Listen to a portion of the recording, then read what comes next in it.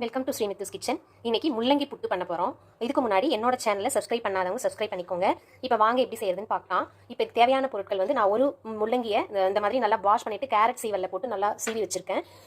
சின்ன வெங்காயம் ஒரு 5-6 எடுத்து நான் பொடியாக நறுக்கி வச்சிருக்கேன். சிறிதளவு தேங்காய் பூ, கருவேப்பிலை, சோம்பு ஒரு டீஸ்பூன், ஒரே ஒரு வரமிளகா, கடலைப்பருப்பு ஒரு ரெண்டு டேபிள் ஸ்பூன் ஊற வச்சிருக்கேன். இப்போ எப்படி செய்யறதுன்னு பார்க்கலாம். இங்கே பாருங்கள், இப்போ கடாயில் நான் எண்ணெய் விட்டுருக்கேன் ஒரு 2 டேபிள் ஸ்பூன். அதுக்கப்புறம் கொஞ்சமாக கடுகு சேர்த்துக்கலாம். கடுகு பொரிச்சதுக்கப்புறம் ஒரு அரை டீஸ்பூன் வந்து உளுத்தம்பருப்பு சேர்த்துக்கலாம். இந்த உளுத்தம்பருப்பு கொஞ்சம் பொன்னிறமாக வரட்டும். இப்போ வெங்காயம் சேர்த்துக்கலாம். கருவேப்பிலை சேர்த்துக்கலாம்.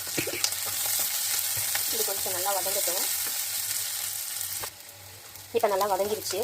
இப்போ வந்து இந்த துருவி வச்ச முள்ளங்கியை சேர்த்துக்கலாம். இதுக்கு தேவையான அளவு உப்பு நான் ஒரே ஒரு டீஸ்பூன் சேர்த்துக்கிறேன். இப்போ நல்லா கலக்கி விட்டுக்கோங்க.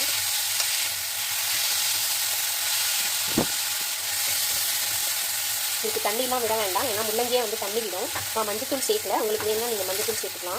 இப்போ வந்து இதை நல்லா வந்து நம்ம மூடி வச்சிடலாம். சிம்மில் வச்சு கொஞ்சம் நேரம் நல்லா வேகட்டும்.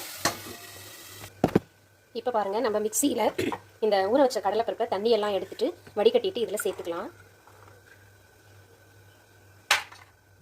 அப்புறம் இந்த வரமிளகா சேர்த்துக்கலாம். இந்த சோம்பும் சேர்த்துக்கலாம். இதை நைஸாக இல்லாமல் குறைப்பாக அரைச்சிட்டு வந்துடலாம். இப்போ பாருங்கள், குறைப்பாக அரைச்சிட்டு வந்துட்டேன். இப்போ வந்து இதை வானலில் இருக்கிற முள்ளங்கியில் சேர்த்துடலாம்.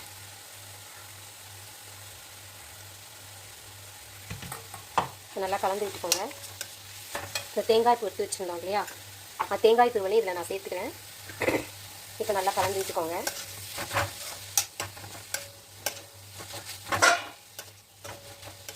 அவ்வளோதாங்க, இப்போ முள்ளங்கி புட்டு ரெடி ஆயிடுச்சு.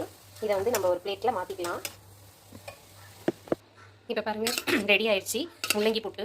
இது ரசம் சாதம், சாம்பார் சாதத்துக்குலாம் தொட்டு சாப்பிட ரொம்ப நல்லா டேஸ்டியாக இருக்கும். நீங்களும் செஞ்சு பார்த்து கமெண்ட் பண்ணுங்கள், ஷேர் பண்ணுங்கள், லைக் பண்ணுங்கள். மீண்டும் அடுத்த வீடியோவில் பார்க்கலாம். பை.